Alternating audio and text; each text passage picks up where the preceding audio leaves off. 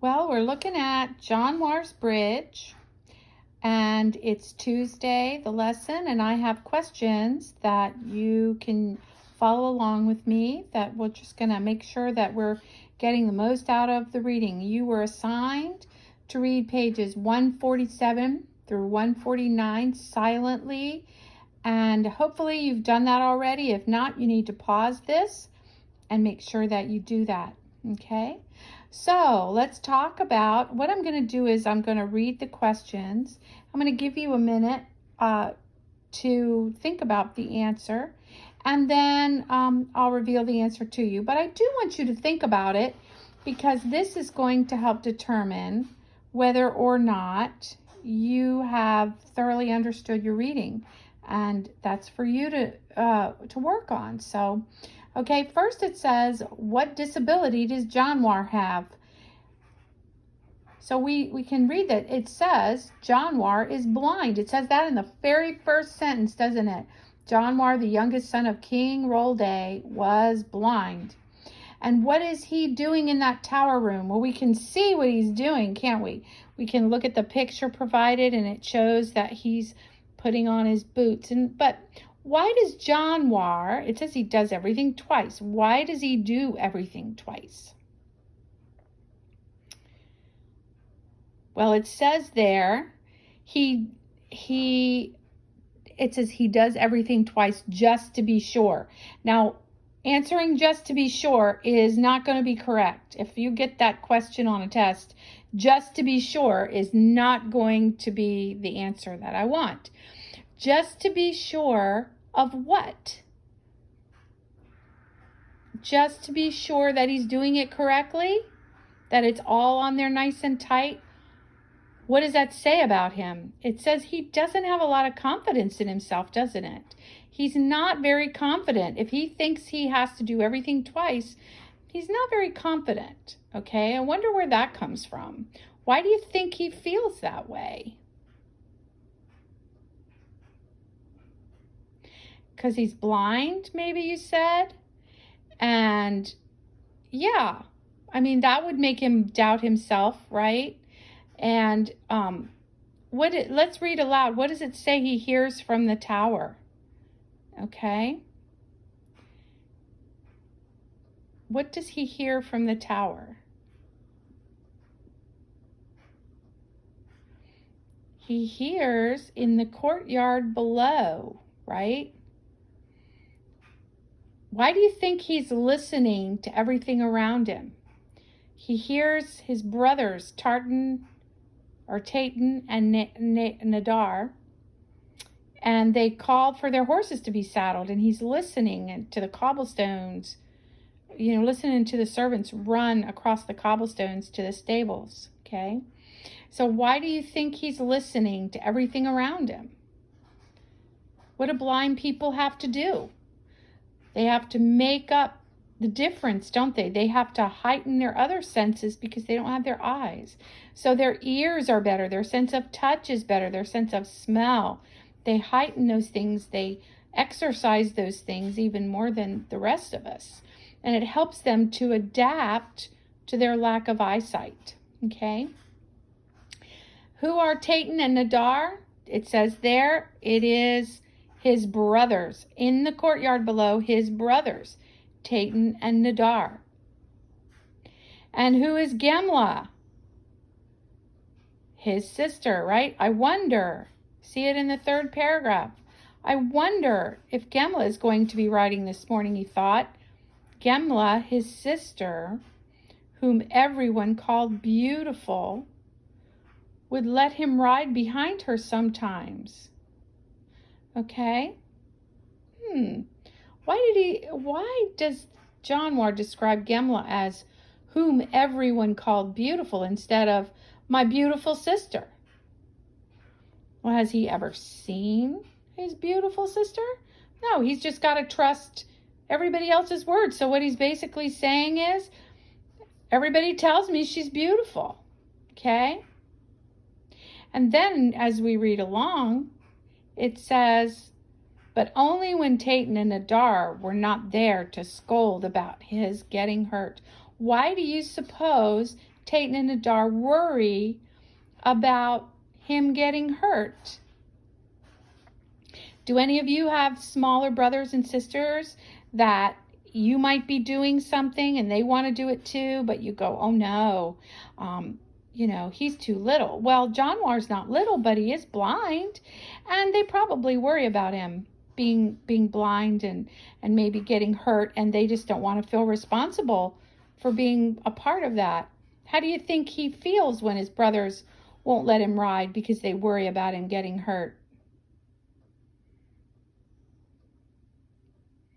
Do you think that helps him feel confident about himself? Maybe he wishes he could ride like everybody else, but he kind of feels like, well, I can't do anything for myself, right? I have to have help all the time. So that's probably not helping his confidence very much, is it? Read the last sentence on this page. It says, he tugged the strap of his other boot a second time. Why do you suppose he did that? What does that show about him?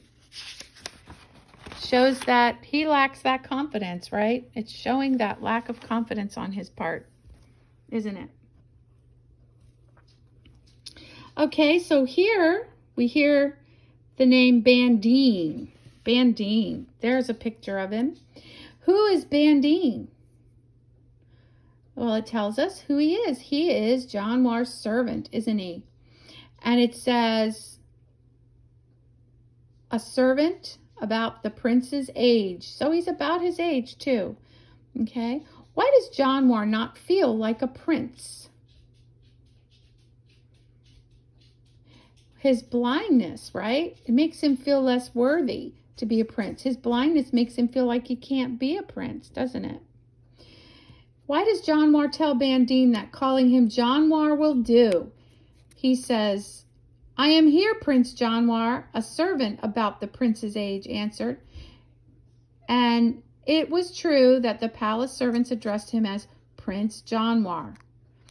The stablemen and yeomen always said, Your Highness, when they spoke to him, but in all his 9 years, he had never felt like a prince. Okay? And Janwar says, Janwar would do, he told the servant, Bandine. I know you do not want me to use your title, sir, but I should not call my master by his name only. It is what? It is disrespectful. Okay? So he tells him that calling him Janwar will do. But why do you feel like he does that? Because they're friends or some other reason? Maybe he doesn't really feel very princely, you think? But Bandine doesn't want to be what? He doesn't want to call him Janwar because he doesn't want to be disrespectful. Okay? So why does Janwar hold out his arm to Bandine? He needs him to guide him around, doesn't he? So where are Janwar and Bandine going? They're going to the river. They're going to the river. And what does Bandine say that suggests they go to the river often? What does he say?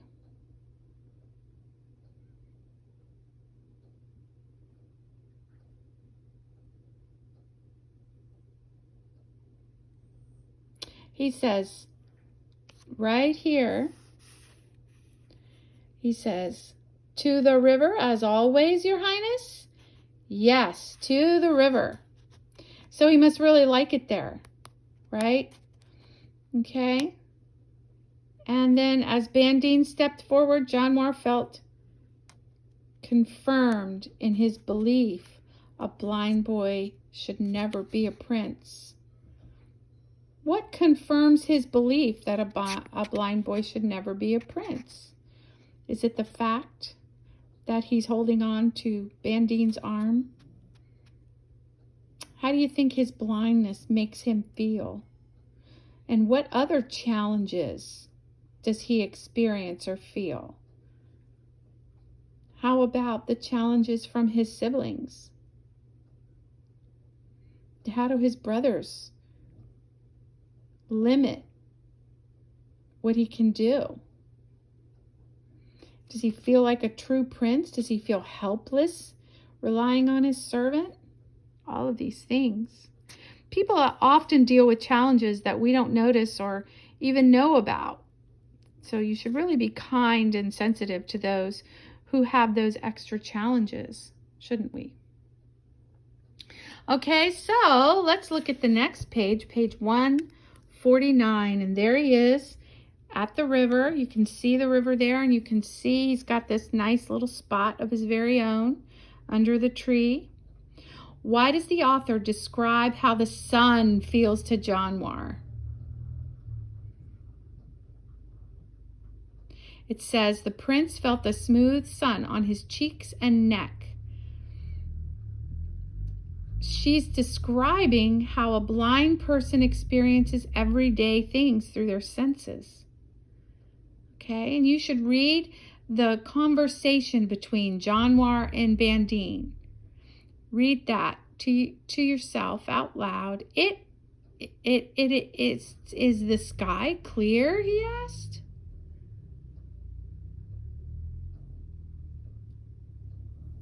And then he says, as blue as, the servant began, but then there was silence.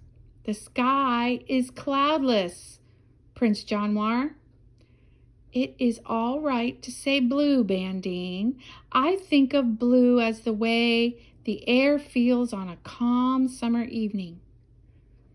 How is red to you, sir? The servant asked.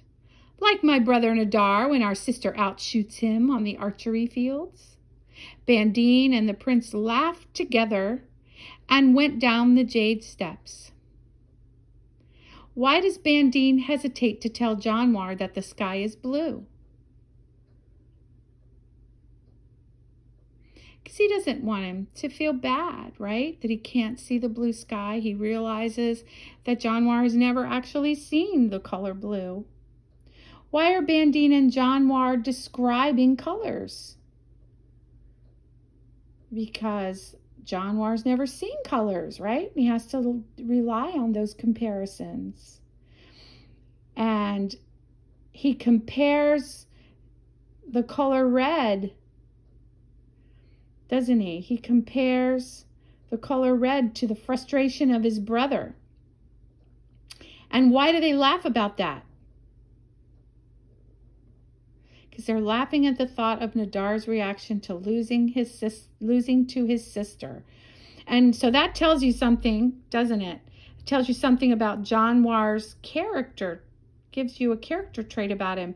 What could a character trait about joking like that tell you that he has? Yeah, he has a sense of humor, doesn't he? Okay, so let's read on.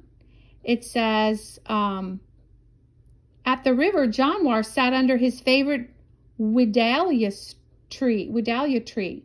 He had sat there so often that he had worn a comfortable hollow between the two big roots. Okay? What does that tell you about Janwar and visiting this spot at the river? Tells you he does it quite often, that he has worn a print into the ground where he sits the same spot all the time. The roots now stuck up so far that they made armrests for the prince. The upper branches of the huge old Widalia reached far out over the river and kept it as cool as early morning around the roots all day. Come back for me at noon, Janwar said to the servant, as he left him as always without a word. Okay? So he's worn a spot in the old trees where he sits. What type of special chair does this spot resemble? Can you think about what perhaps that is similar to? It's a symbol for something. It's a symbol for a throne, isn't it? Now remember that a symbol and what it represents something or means something else, okay? So in this case, Janwar's throne is in that tree. He has worn basically a throne into that tree That's a symbol. And what is a throne a symbol of? It's a symbol of his what? His royalty, power, authority, being the king, right? Why is it important that Janwahrs' seat by the tree is like a throne? What does that tell you, perhaps? He feels about that secret place that he goes to every day. Yeah, it feels like the ruler of that secret place, like he's the prince when he sits in that spot.